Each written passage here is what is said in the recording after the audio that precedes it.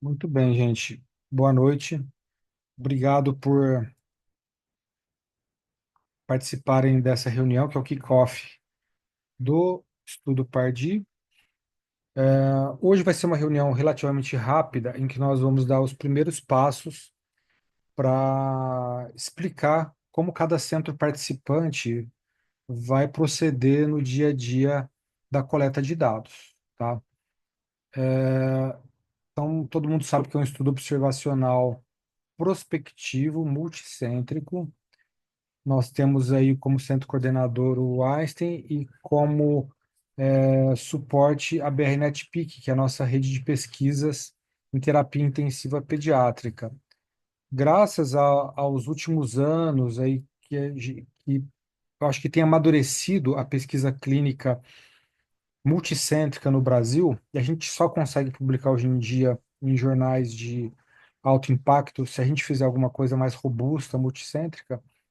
Então, aqui nós temos todos os centros participantes, tá? Eu acho que a gente tem representantes de todas as regiões do Brasil e UTIs que normalmente já têm alguma experiência, ou alguns têm bastante experiência com pesquisa clínica, então a gente espera que a qualidade dos dados seja boa, porque no final das contas, não adianta a gente fazer um ano de coleta se a qualidade dos dados não for boa. Então, a gente vai bater muito nessa tecla de qualidade dos dados e nós vamos ficar em cima disso, tá bom?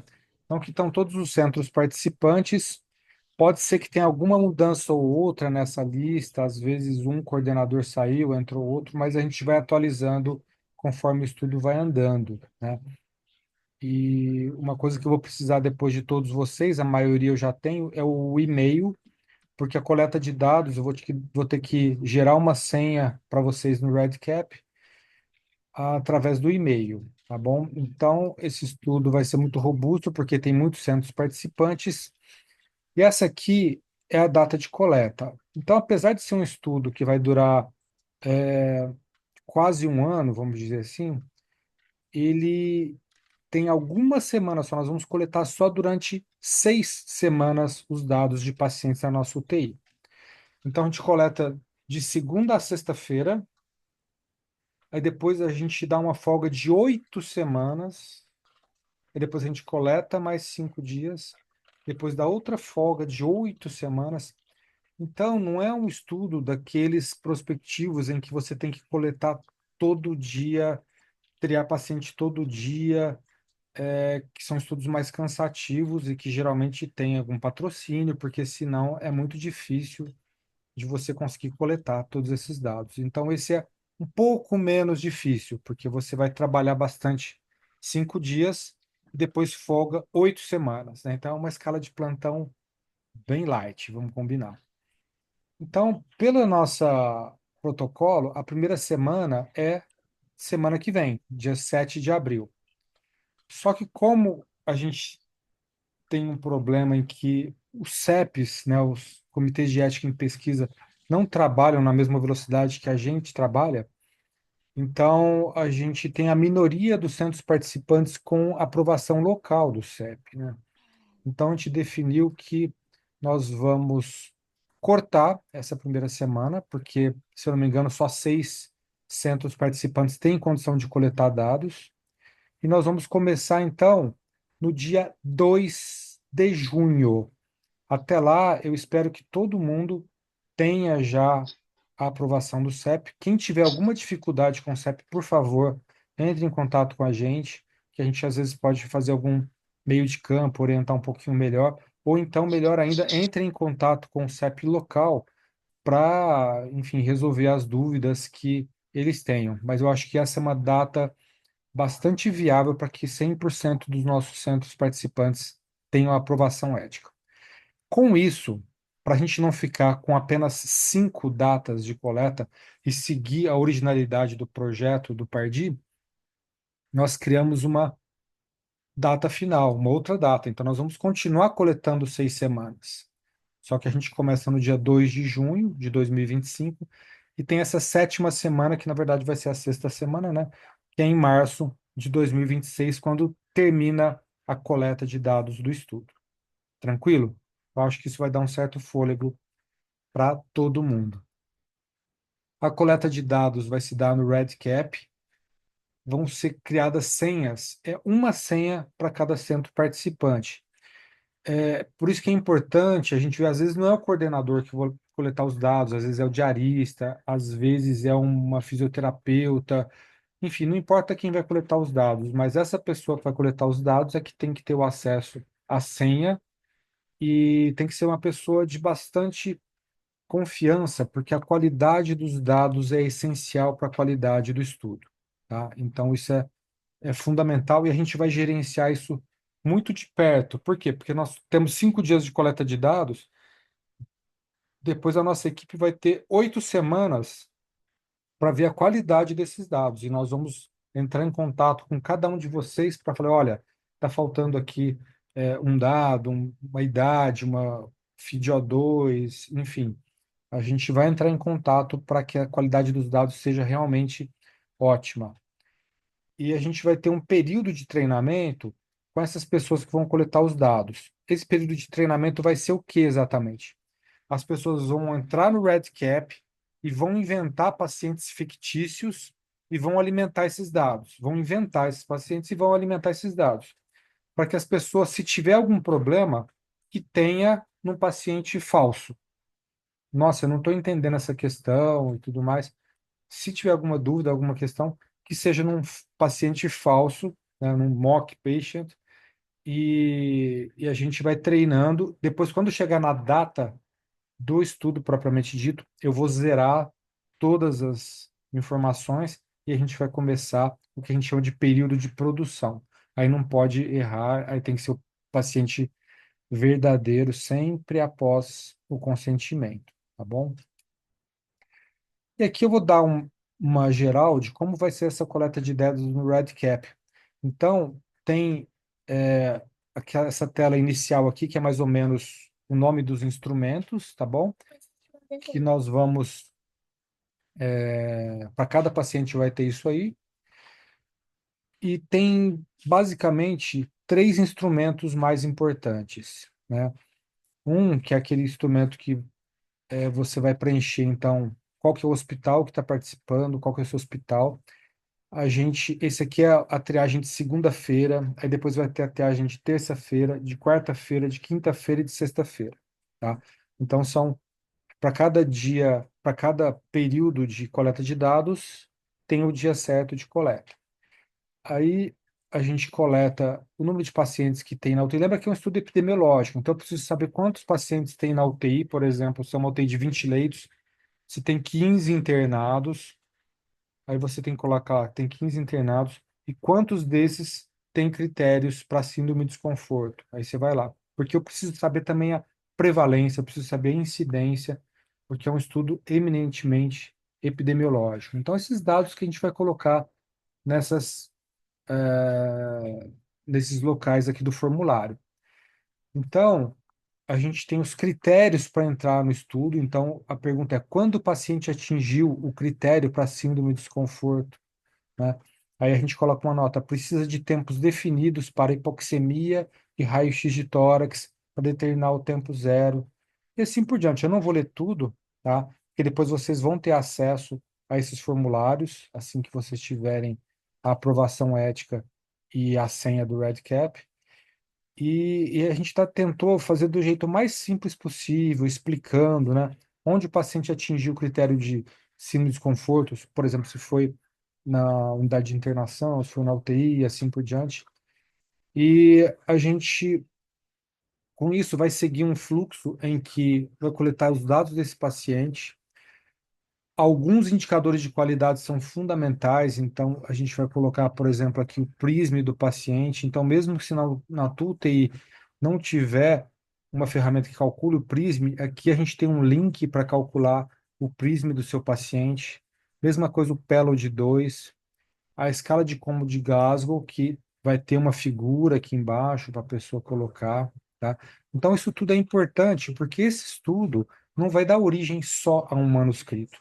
Vai ter o manuscrito principal, depois eu vou falar dos critérios de autoria mais para frente, mas O próprio Pardue, o estudo original, eu não lembro mais quando, mas eles devem ter publicado uns 10 papers depois de subestudos. Então, eu preciso desses dados para a gente depois fazer publicações, às vezes, de qualidade, publicações de subgrupos e assim por diante.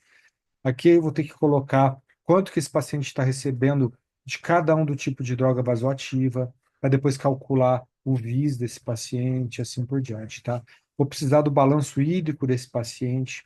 Então é importante a gente entrar em contato com o formulário antes para ver quais os dados nós vamos precisar para que isso realmente tenha ali no dia. Essa é a grande vantagem do estudo prospectivo, porque no estudo prospectivo você consegue ver isso no dia. Eu estou coletando os dados do paciente, do Joãozinho, né? Então eu estou vendo isso na hora. Olha, o Joãozinho está recebendo adrenalina e tal. Então eu coloco ali na hora. Ó, o paciente está com balanço hídrico assim, está com uma diurese de tanto, está recebendo soro, está recebendo dieta. Então a vantagem do estudo prospectivo é a qualidade dos dados que a gente vai ter, que a gente vai estar preenchendo o formulário real time. Então, é, eu vou falar disso mil vezes, qualidade dos dados, porque isso faz toda a diferença. E hoje em dia, para a gente publicar uma revista de alto impacto, eles pedem para a gente esses dados crus, raw data que eles falam. Eles pedem esses dados crus para que eles possam confirmar se aquilo que a gente está dizendo é verdadeiro. E isso é muito bom para uma ciência mais transparente e por isso que eu vou focar sempre nessa questão da qualidade dos dados. A gente vai colocar o tipo de suporte que esse paciente está recebendo, o tipo de terapia que esse paciente está recebendo. Então, aqui tem, por exemplo, óxido nítrico, né, prostacyclina, posição prona, surfactante, bloqueador neuromuscular, corticosteroides, diuréticos, terapia de substituição renal e assim por diante. É tudo sim, não, tudo sim, não. A gente tentou fazer um formulário mais enxuto possível, mas na verdade, assim, tudo isso foi chupado do estudo Pardee original. Então, ele já foi testado anteriormente e a gente provavelmente não vai ter erros, mas se tiver, a gente tem que discutir isso antes de começar o estudo propriamente dito. Por isso que a gente tem que testar exaustivamente com pacientes falsos antes de começar a triar os pacientes verdadeiros, tá? Depois vai ter uma ficha que é a ficha de demografia, né? Mostrando que é aquela primeira tabela dos estudos que todo mundo tem, né? As características dos nossos pacientes, né? Peso, idade, sexo, assim por diante. Aqui já tem uma coisa que nós vamos mudar, porque na época que o Pardi foi feito, eles usavam o PIN 2 ainda. Aqui nós vamos mudar para o PIN 3. E aqui embaixo eu vou colocar uma calculadora do PIN 3, porque muitos hospitais já usam o PIN 3, mas outros não. Então, esses que não usam, eu vou colocar uma calculadora de PIN 3 aqui embaixo para facilitar, tá bom? Aqui, ainda das características demográficas do paciente, né? Se o paciente tem ventilação mecânica, se foi entubado, que horas que foi entubado, o desfecho desse paciente. Aí depois a gente coloca aqui fatores de risco para síndrome de desconforto, né? Quando o fator de risco foi diagnosticado, data e hora. Aqui a gente pode perceber que tem muitos estudos embutidos num grande estudo. Por isso que a gente coleta tantas informações, tá? Mas lembra, são 5 semanas, são 5 dias de trabalho e 8 dias de folga. Então, esses dias de trabalho a gente tem que estar bastante focado, tá bom? Esses são os três formulários mais importantes, né? O da triagem, das características demográficas e das características clínicas do paciente, né? Aqui a gente vê descrições do raio-x também, que é legal, né? Se tem pneumotórax, tem... Dá para fazer um subestudo só de raio-x, tá? Talvez a gente tenha um campo para fazer o upload de raio-x, mas é uma coisa que a gente está pensando ainda. As comorbidades desse paciente, que isso também é fundamental, se ele é prematuro, tem antecedente de prematuridade, história de doença pulmonar crônica e assim por diante, tá? Então eu não vou me deter em todos os dados do formulário, porque depois vocês vão ter acesso pleno ao formulário, tá bom? Eu só queria frisar de novo da qualidade dos dados. E depois de um ano de coleta, de 6 semanas coletando durante quase um ano, nós vamos gerar o manuscrito do estudo principal, que vai ser baseado no estudo Pardee original, tá? Depois nós vamos criar subgrupos entre a gente para fazer manuscritos de subestudos, porque eu não tenho perna para fazer tudo. Então, tem bastante pesquisadores experientes desse grupo, então isso é muito legal. O nosso grupo, que é o nosso grupo muito experiente, alguns hospitais um pouco mais novatos, mas a gente vê muitos hospitais com muita experiência em pesquisa.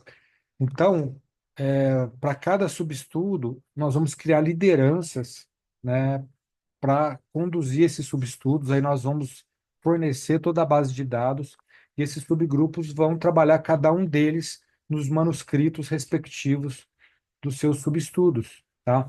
Então, nós vamos ter primeiros autores diferentes, com novos líderes, tá?